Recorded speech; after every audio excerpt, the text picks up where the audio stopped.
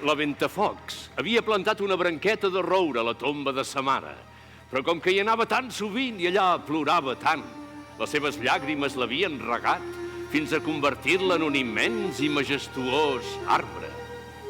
He estat bona i obedient, mare, i he fet sempre el que m'has demanat. Per què em tracten malament, mare? Per què em deixen sempre de costat? Què és el que els he fet, mare? No els he fet per res. Jo vull... Què vols, nena? Sigues concreta. L'oportunitat no es presenta sovint. I la bona fortuna, com la mala, poden canviar quan menys t'ho esperes. Jo vull...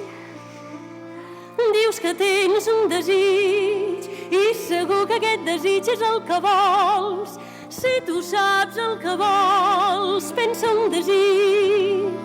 L'arbre viu pot realitzar el desig.